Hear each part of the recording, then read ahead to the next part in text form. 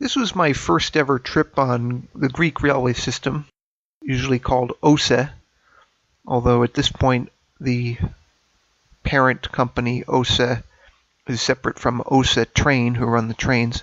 And there have been a lot of upgrades to the system in the last 10 years or so, and Patras has seen their systems considerably modernized. There's the Patras station. I wanted to just look at the Google Street View here because the ship in the harbor there, Ionian Queen, is actually the same one that's on the satellite view, so apparently it frequents this port very regularly. I didn't ride the whole line that was restored recently. This main line goes all the way to Athens. It's meter gauge, actually. But this local service is much smaller scale. It only runs from Agios Andreas, or St. Andreas, which is this station here, to Agios Vasilios, which is St. Vasilios.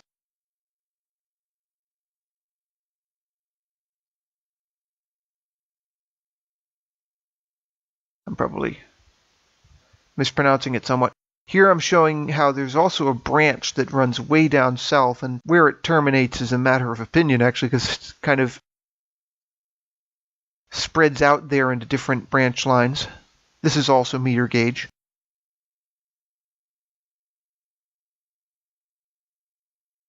Katakolo, that's one, if I'm pronouncing that right.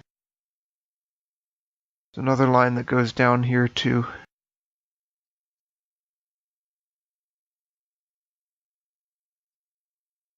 Barisia.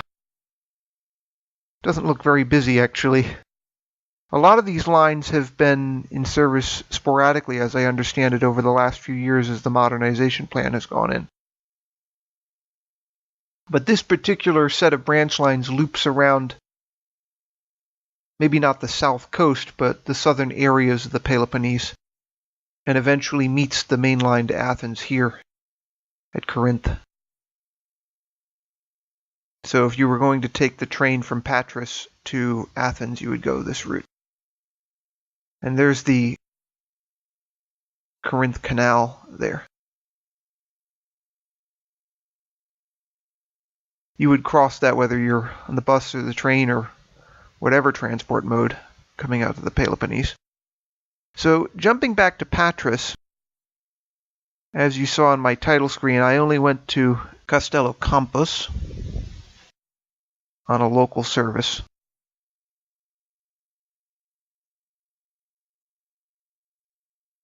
Which is part of a service they just call the Patras Suburban Railway, or at least that's how OSE translated into English. So you can see it goes out through these residential areas. A whole bunch of crossings on the line. Some of them, as you'll see on the video, don't even have working gates, which is maybe something they should check out. I mean, even if the trains are slow, that seems like a safety hazard to me, put it mildly. There's Kastelokampos, which is one of the suburbs of Patras.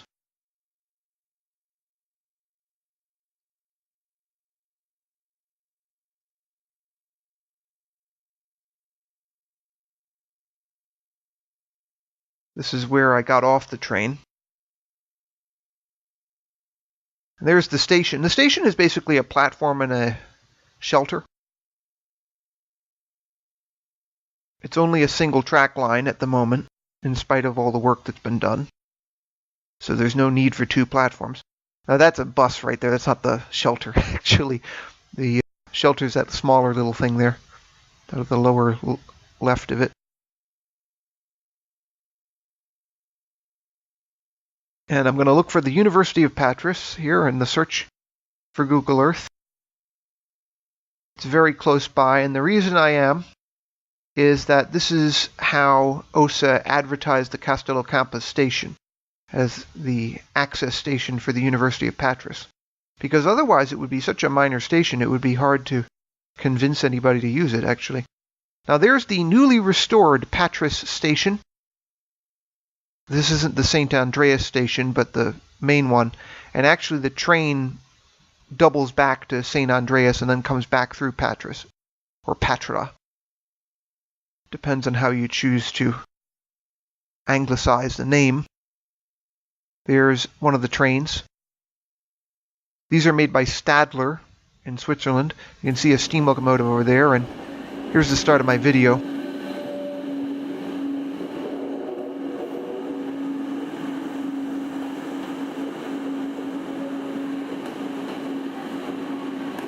These are actually considered Class 560 DMUs under the OSE classification system.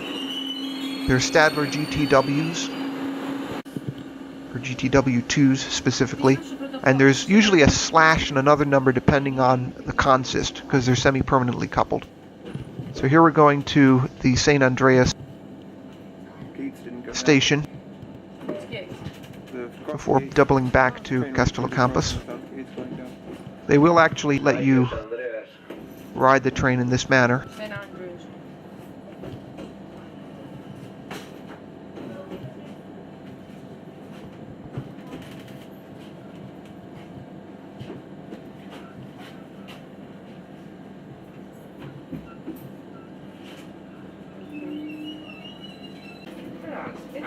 And you can see the Westinghouse brakes releasing there.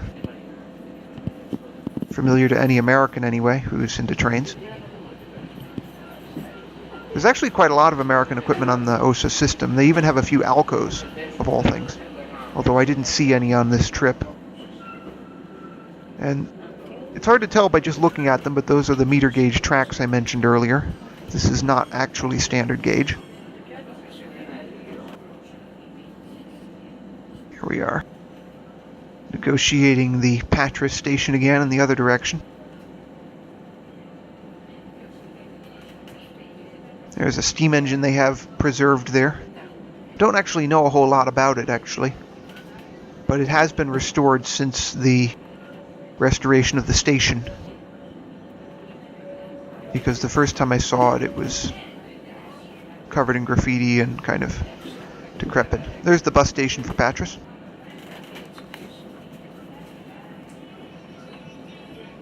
Back before the restoration of the train station, one of my friends refused to use anything but the bus because she was actually frightened to use the trains. There's another steam engine I spotted along the way,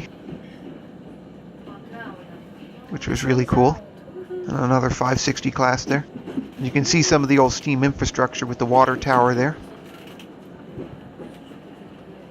Like I said, they've only started restoring this line pretty recently, actually. It's for Stadler Patra-Kastelokampos, we call it. So Patra-Kastelokampos is like the first team in Patras. It was like first league ages ago. Now it's not. Here we're continuing on our way. There are actually two intermediate stations, Patra-Kastelokampos and Agia of Patras, if I'm pronouncing those correctly.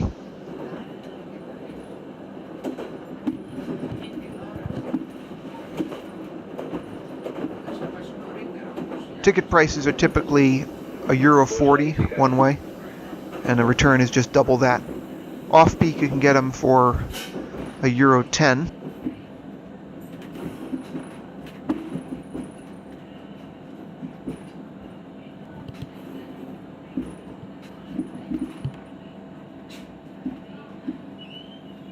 Agia of Patras station. The first one was Patra-Kastelokampos, I mentioned that earlier. And this is Kastelokampos, or Kastelokampos, I think that's the pronunciation. And there's a train pulling out, and as I said before, the station is only this little shelter. And strangely enough, the station sign has two L's in the anglicized name, whereas the OSE timetable has only one L, so go figure. So there's our train leaving. And that's about all I have.